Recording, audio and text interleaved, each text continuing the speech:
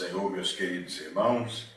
É com muita alegria que nós estamos aqui gravando para você mais uma pré-aula, desta vez a lição de número 12, a nossa penúltima lição deste trimestre, que vem com o título A Cosmovisão Missionária. O nosso texto áureo, ele nos diz o seguinte: e desta maneira me esforcei por anunciar o Evangelho, não onde Cristo havia sido nomeado, para não edificar sobre fundamento alheio. Romanos capítulo 15, versículo 20. E a nossa leitura bíblica em classe se encontra em Romanos capítulo 15, verso 20 ao verso 29. E o nosso objetivo nesta lição é mostrar que os crentes que foram alcançados pela graça precisam ter visão missionária. Pois bem, estamos quase concluindo o estudo da Epístola aos Romanos. Então, na lição de hoje, estudaremos o penúltimo capítulo como continuação do texto anterior. Paulo prossegue tratando a respeito do amor e do respeito que devemos ter para com todos os irmãos. Assim como fomos acolhidos pela misericórdia de Jesus Cristo, precisamos acolher o próximo, acolher não somente aqueles que fazem parte do corpo de Cristo, mas também os que ainda estão fora e precisam ouvir a mensagem do Evangelho. Paulo dedicou toda a sua vida à pregação do Evangelho. Ele procurou anunciar o nome de Cristo e sua graça aos que ainda não tinham ouvido nada a respeito do Filho de Deus.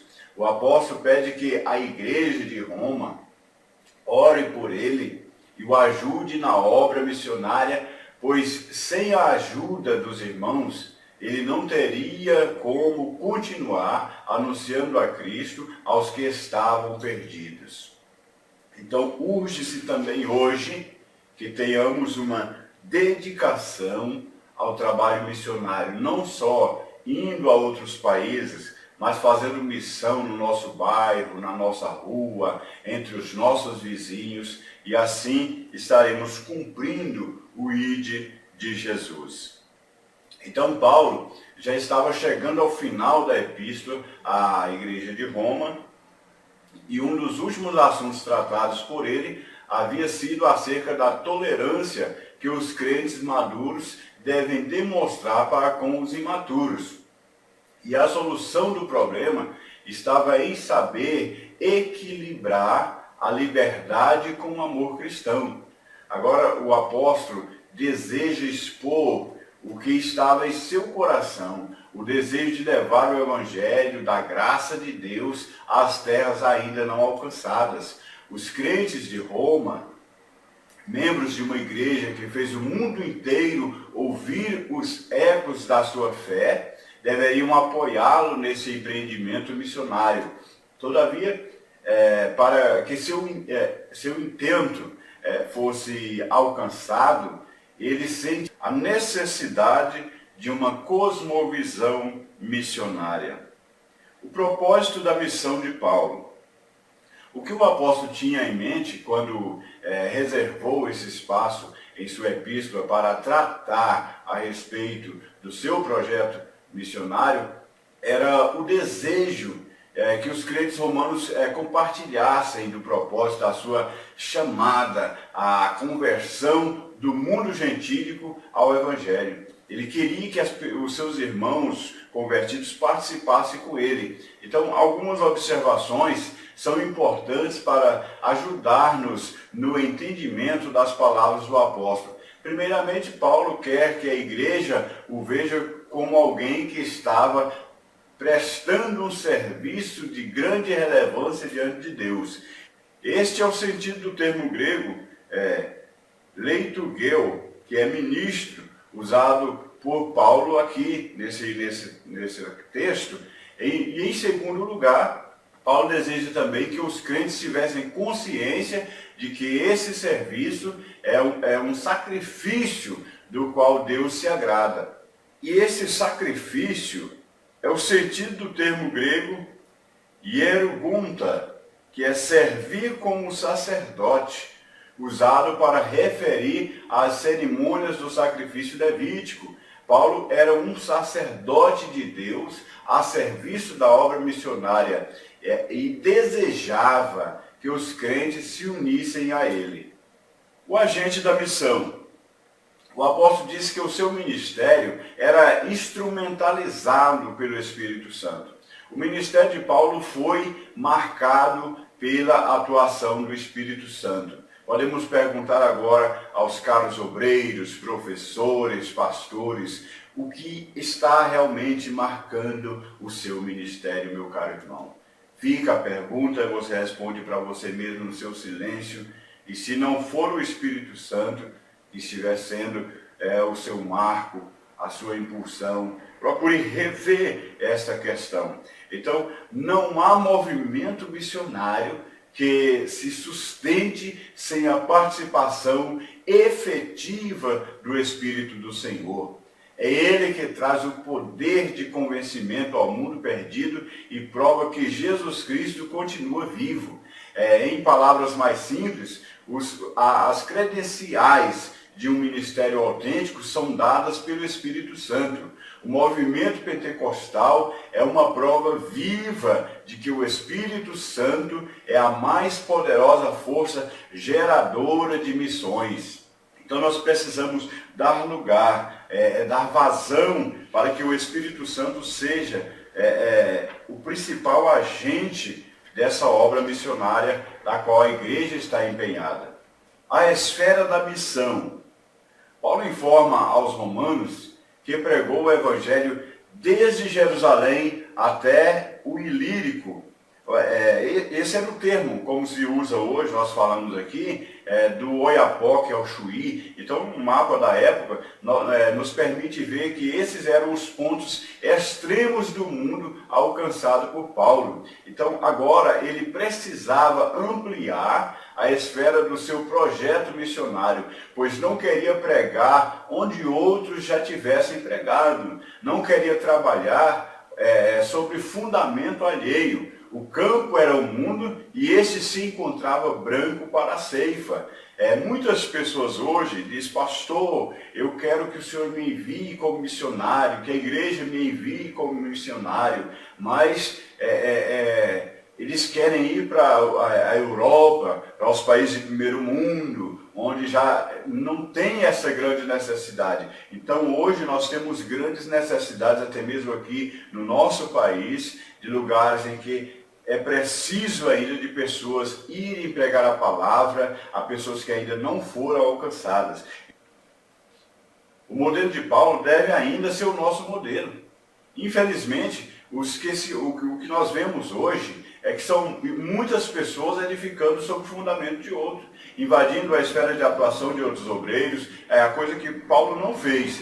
Saindo da igreja sede, abrindo uma congregação, ou saindo da igreja sede, levando a congregação, estão pregando onde já existem igrejas estabelecidas, às vezes da mesma confissão de fé, do mesmo ministério, as pessoas estão abrindo congregações, uma na mesma rua da outra, em frente à outra. Então não há realmente a necessidade missionária. Essas pessoas estão querendo competir e não a solidariedade do Evangelho de Jesus Cristo, o amor verdadeiro às almas perdidas.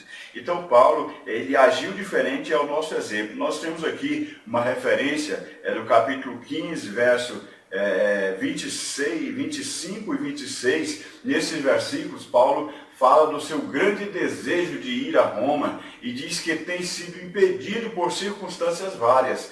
Entretanto, ele se sente que as suas atividades missionárias nas regiões da Grécia, Macedônia, Ásia, já foram completadas. Ele dera início à tarefa evangelística e já podia confiar a obra a outros obreiros a fim de cumprir o desígnio do seu ministério apostólico. Então, nesses versículos do capítulo 15, versículo 25 e 26, Paulo diz à igreja de Roma que antes terá de ir a Jerusalém, acompanhado por vários irmãos na fé das igrejas gentílicas. A viagem seria de cunho filantrópico, pois eles estariam levando as ofertas das igrejas da Macedônia e da Acaia para os crentes que passavam privações em Jerusalém. Então ele estaria cuidando da igreja mãe, né, para dar continuidade à sua obra missionária.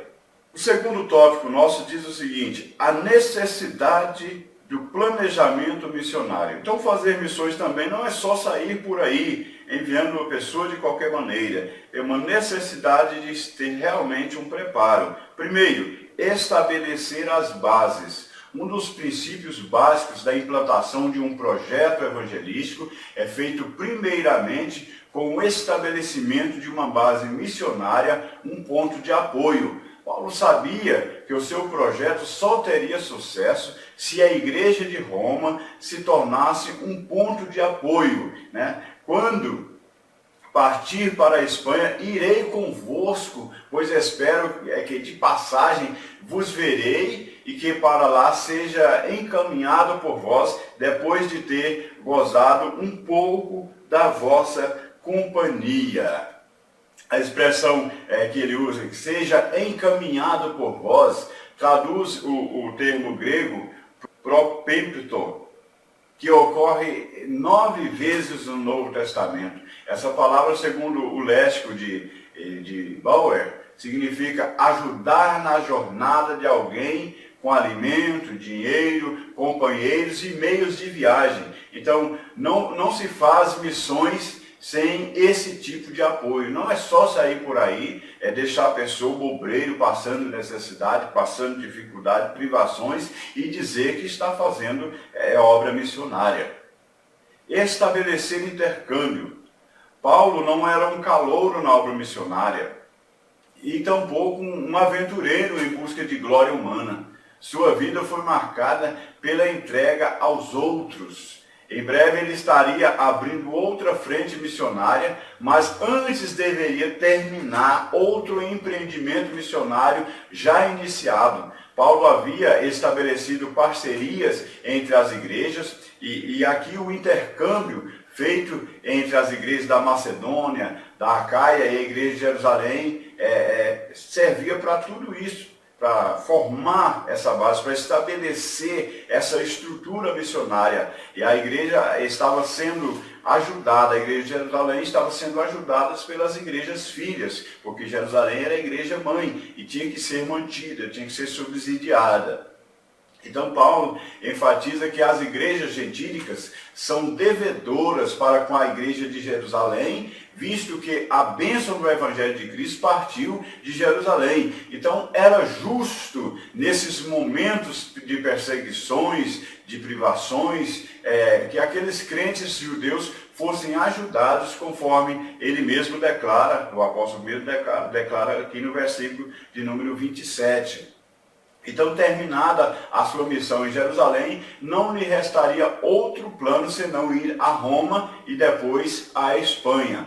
Então, Paulo sabia que havia grande perseguição contra a igreja de Jerusalém e que o seu trabalho missionário entre os gentios ainda sofria resistência de alguns judeus. Então, levando essa ajuda, estaria quebrando algumas barreiras que ainda poderiam existir. Ele estava esperando que na sua ida a Jerusalém, juntamente com os irmãos representantes das igrejas gentílicas, levando ofertas para os santos de Jerusalém, fossem bem recebidos, e aquelas barreiras, aquelas divisões fossem quebradas.